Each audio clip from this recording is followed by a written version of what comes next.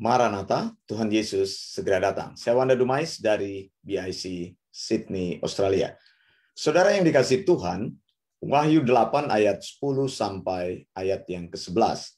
Lalu malaikat yang ketiga meniup sangkakalanya, dan jatuhlah dari langit sebuah bintang besar, menyala-nyala seperti obor, dan ia menimpa sepertiga dari sungai-sungai dan mata-mata air. Nama bintang itu ialah Absintus. Dan sepertiga semua air menjadi absintus. Dan banyak orang mati karena air itu, sebab sudah menjadi pahit. Saudara yang dikasihi Tuhan, potongan khotbah saya saat ini sebenarnya dapat Anda temukan dalam pelajaran-pelajaran yang lebih dalam eksegesis kitab Wahyu. Jadi apabila Anda ingin mengetahui lebih lengkap mengenai penjelasan Wahyu, Anda bisa mengikuti kelas khusus yang diadakan oleh Eleos Theological School. Jadi di sana akan dibahas secara mendetail mengenai kitab Wahyu.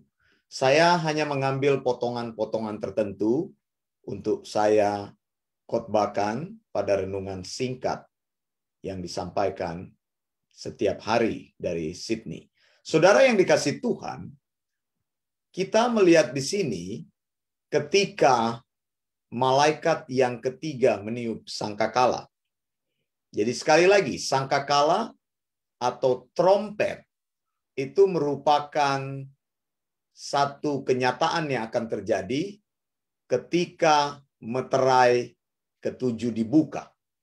Jadi ada gulungan kitab yang dimeteraikan dengan 7 meterai, dan anak domba akan membuka meterai-meterainya. Ketika anak domba membuka meterai-meterainya, maka di sanalah dinyatakan segala penghakiman Allah atau murka Allah.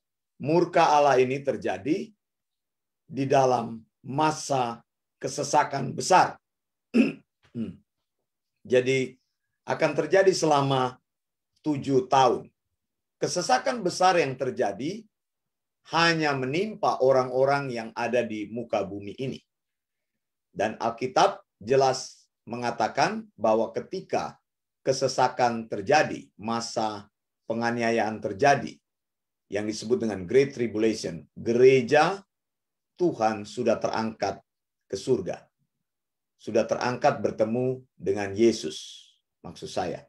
Jadi gereja tidak akan disebut-sebut lagi. Kalau engkau melihat atau membaca ada manusia-manusia yang masih ada di muka bumi ini, berarti manusia-manusia itu adalah manusia yang tertinggal.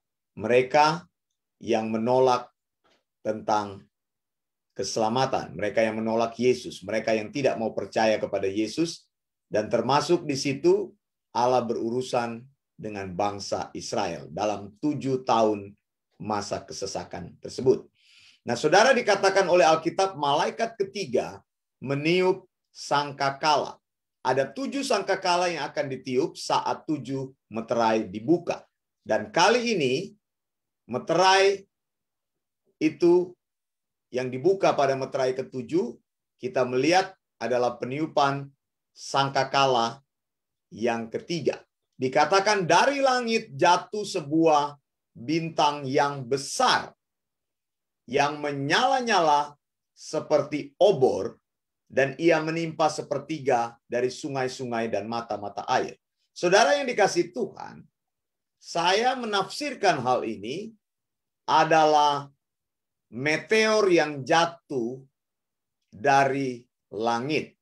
Ini sesuai dengan nubuatan yang disampaikan oleh Nabi Yoel dan diulangi oleh Petrus, Rasul Tuhan, ketika hari Pentakosta, bahwa ada terjadi tanda-tanda di langit. Jadi tanda-tanda di langit ini jelas ketika masa kesesakan terjadi, maka tanda-tanda di langit ini akan mengacu suatu tanda yang sangat jelas dan besar, jatuhnya meteor dari langit. Alkitab memakai kata di sini bintang yang besar menyala seperti obor. Biasanya meteor itu jatuh dan meteor itu hanya jatuh di tempat tertentu dan tidak mengakibatkan kerusakan yang besar. Tapi kelihatan di sini meteor itu jatuh, tidak ada yang menghalangi meteor tersebut. Jadi pelindung bumi tidak mampu melindungi meteor tersebut. Meteor itu tembus jatuh di bumi dan yang diserang adalah air. Dikatakan di sini sepertiga sungai-sungai dan mata-mata air. Alkitab katakan di sini meteor itu bernama Absinthus. Absinthus ini sudah saya jelaskan, yaitu nama lainnya adalah wormwood. Wormwood ini adalah semacam racun yang akan meracuni sepertiga dari semua air yang ada di muka bumi ini, sehingga tidak bisa diminum. Saudara, ini adalah kebutuhan utama dari orang-orang di muka bumi. Kita semua, kita membutuhkan air minum, kita membutuhkan air bersih. Nah, pada waktu itu Alkitab katakan ketika sangkakala ketiga itu ditiup, maka jatuhlah meteor dari langit, dan meteor tersebut berisi racun yang akan jatuh tepat di atas setiap sungai-sungai, sehingga sungai-sungai menjadi tercemar, air-air bawah tanah menjadi tercemar, air yang bisa diminum menjadi tercemar, sehingga manusia akan sulit mendapatkan air minum pada waktu itu. Saudara, Alkitab katakan sepertiga air menjadi beracun, dan sepertiga air ini di muka bumi ini tidak bisa diminum. Saudara, peristiwa seperti ini pernah terjadi pada waktu Tuhan menimpakan tulah di Mesir.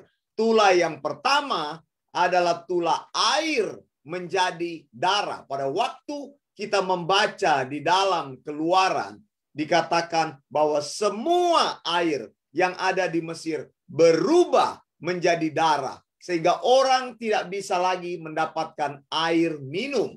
Saudara, Alkitab katakan dalam Keluaran 7 ayat 24, tetapi semua orang Mesir menggali-gali di sekitar sungai Nil mencari air untuk diminum, sebab mereka tidak dapat meminum air sungai Nil. Saya percaya, saudara, ketika meterai ketiga itu, atau maksud saya ketika meterai ketujuh itu dibuka, lalu malaikat meniup sangkakala, tiba pada malaikat ketiga yang meniup sangkakala ketiga, lalu itu dari langit itu menimpa semua air yang ada, sepertiga mengalami air, sehingga orang tidak bisa lagi meminum air minum. Maka di segala orang akan menggali, dan mereka tidak dapat menemukan air yang bersih, sehingga Alkitab katakan di sini, klop, banyak orang mati karena air tersebut menjadi air yang beracun. Saudara yang dikasih Tuhan, ini sebenarnya merupakan peringatan Tuhan. Kembali lagi, sepertiga bumi yang Tuhan murkai sebenarnya masih merupakan peringatan yang Tuhan berikan, supaya orang yang saat itu hidup di muka bumi ini, mereka bertobat ke data Tuhan, karena ada kesulitan air yang besar. Semua air menjadi beracun, sehingga orang yang hidup tinggal di sekitar daerah yang kebetulan terkena dengan meteor tersebut, mereka tidak bisa mengakses air minum atau air bersih atau air yang jernih yang tidak mengandung. Dikasih Tuhan, kita tahu bersama manusia tidak bisa bertahan apabila manusia tidak mendapatkan air. Manusia bisa bertahan tidak makan beberapa hari, tapi manusia sulit bertahan apabila manusia tidak meminum air dalam waktu tertentu. Dan sengaja Tuhan memukul bagian yang terbesar. Air ini adalah kebutuhan utama dalam hidup manusia. Air yang menjadi racun, yang tidak bisa diminum, akhirnya mendatangkan banyak kematian karena orang tidak bisa minum air yang bersih lagi. Kelihatan apa, saudara? Pada saat air beracun itu, Mau tidak mau orang akan minum karena sudah merasa kehausan, karena tidak bisa bertahan, karena mereka tidak minum. Ada orang yang mati karena air tersebut, ada orang yang mati karena tidak bisa bertahan, karena sudah berhari-hari tidak minum air. Keadaan ini pernah terjadi, tadi saya sudah katakan, di Mesir. Saudara, ketika Tuhan memukul manusia dengan pukulan yang kuat ini, yang menjadi sumber dari segala sesuatu yang dibutuhkan oleh manusia, maka manusia tidak bisa bertahan lagi. Lihat, air ini adalah kebutuhan utama, saudara. Manusia mungkin bisa bertahan kalau dia tidak mempunyai tempat tinggal. Bisa bertahan kalau dia tidak mempunyai uang. Bisa bertahan kalau dia tidak mempunyai makanan. Bisa bertahan kalau dia tidak mempunyai segala kemewahan hidup secara minimalis. Tapi ketika manusia tidak dapat mengakses air yang bisa diminum, maka disitulah akhir daripada hidup manusia. Jadi Tuhan tunjukkan kepada manusia bahwa kebutuhan utama itu sebenarnya hanya datang daripada Tuhan sendiri. Bahwa Allah sendiri yang mensuplai hal yang paling penting dalam hidup manusia. Allah sendiri yang mensuplai kehidupan kepada manusia. Bukan segala sesuatu yang di luar apa yang sudah disuplai oleh Tuhan. Manusia bisa mengusahakan hal-hal yang lain, tapi hal-hal mendasar yang disuplai oleh Tuhan tidak bisa digantikan oleh kita. Kita tidak bisa mengusahakan air, saudara. Kita tidak bisa menciptakan air. Kita bisa membangun rumah, kita bisa membangun karir, kita bisa membangun keluarga, kita bisa membangun segala kenikmatan hidup di sekitar kita. Tetapi Allah mempunyai esensi hidup, yaitu air. Apabila Allah memukul esensi hidup tersebut, maka kita tidak bisa bertahan. Saudara yang dikasih Tuhan, di sini sebenarnya jelas menunjukkan kepada kita bahwa Allah sendiri adalah Allah yang memiliki kuasa untuk menyatakan sesuatu kepada manusia, memiliki kehidupan manusia. Allah memiliki segala sumber. Saudara, memang ayat ini ada yang menafsirkan bahwa ayat ini menunjuk kepada racun yang terjadi yang menyebar ke masyarakat. Jadi ada orang-orang lain yang menafsirkan seperti itu, seperti Matthew Henry menafsirkan hal yang berbeda, bahwa air yang dimaksud di sini bukan air yang literal. Racun yang terjadi di sini adalah racun yang meracuni dunia politik sehingga keadaan politik menjadi kacau. Ada yang menafsirkan bahwa racun di sini adalah paus yang akan menguasai agama.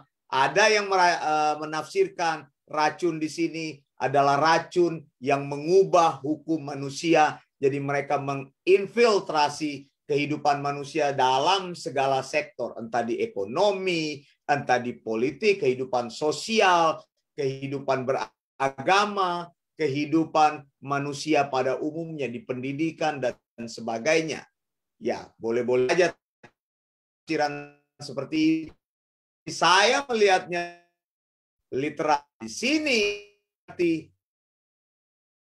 selalu gantung sumber dari sumber kehidupan ini, saudara. Jadi harus kembali lagi kepada Alkitab. Setiap pengajaran-pengajaran yang diajarkan oleh Alkitab harus membuat kita sadar bahwa Allah adalah pemilik hidup ini. Bahwa Allah lah yang memberikan kepada kita kesempatan untuk hidup sampai hari ini. Allah lah yang memberikan kepada kita kesempatan untuk menikmati semua berkat Allah. Allah lah yang membuka kepada kita kesempatan-kesempatan supaya kita bisa berkarya di muka bumi ini. Apabila Allah mengambil sumber-sumber tersebut, apabila Allah memberikan hukuman kepada sumber-sumber tersebut, maka kita manusia tidak berdaya. Saya sudah sampaikan bahwa malaikat ketiga yang meniup sangkakala ini termasuk dalam 4 sangkakala pertama. Sangkakala pertama adalah sangkakala yang ditujukan untuk menghukum keakuan manusia. Manusia yang bergantung kepada alam, manusia yang bergantung kepada ciptaan, manusia yang menyembah selain daripada hal-hal yang Tuhan inginkan harus disembah, yaitu Allah sendiri. Jadi manusia lebih menyembah kepada ciptaan daripada menyembah kepada Allah. Jadi Allah memukul alam, Allah memukul bumi, Allah memukul pohon, Allah memukul laut, Allah memukul air, Allah memukul segala makhluk-makhluk yang ada di dalam air. Allah memukul tumbuhan-tumbuhan hijau. Supaya kita tidak menyembah kepada benda-benda ataupun hal-hal lain selain Allah. Supaya hanya Allah saja yang disembah. Ini merupakan sebuah kritik, merupakan sebuah peringatan dari Allah. Bahwa di dalam hidup ini kita tidak boleh menjadikan segala sesuatu yang bukan Allah sebagai tempat untuk disembah. Jadi menjadikan segala sesuatu itu berhala. Jangan jadikan pekerjaanmu sebagai berhala. Engkau tidak punya waktu untuk datang kepada Tuhan. Jangan jadikan hidupmu sebagai hidup yang sibuk. Tidak punya waktu untuk belajar firman Tuhan. Banyak orang yang kita panggil,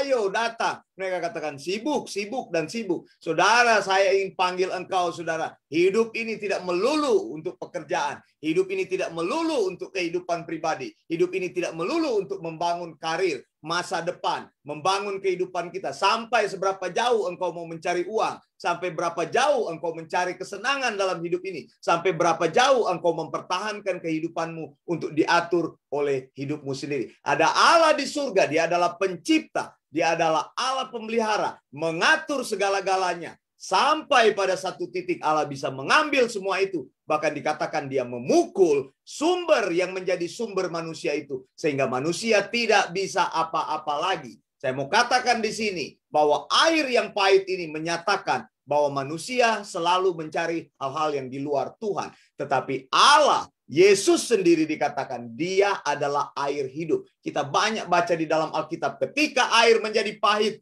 maka Tuhan bertindak. Musa melemparkan kayunya kepada air yang pahit di Massa dan Meriba. Sehingga air tersebut menjadi bisa diminum. Ada hamba-hamba Tuhan lagi, Elisa, menyegarkan air dengan garam. Sehingga air yang beracun itu bisa diminum oleh orang-orang tersebut. Dan satu nama yang besar yaitu Yesus Kristus. Dia yang mengubah semua kepahitan hidup menjadi kesenangan hidup. Dia adalah air hidup. Kepadanya kita harus datang. Menyerahkan hidup kita kepadanya. Kita harus berbakti dan menyembah. Yesus saja sang air hidup yang sanggup membuat segala sesuatu yang mati, yang pahit, yang tidak bisa berkembang, yang tidak mempunyai kehidupan, bisa dihidupkan sendiri. Karena setiap orang yang datang di dalam Yesus tidak pernah dibuang, tapi Yesus akan menerima dia. Percayalah kepada Yesus karena Dia adalah air hidup tersebut. Saya Wanda Dumais dari BIC Sydney, Australia. Maranatha, Tuhan Yesus segera datang. Tuhan Yesus pasti datang. Tuhan Yesus akan datang. Blessings.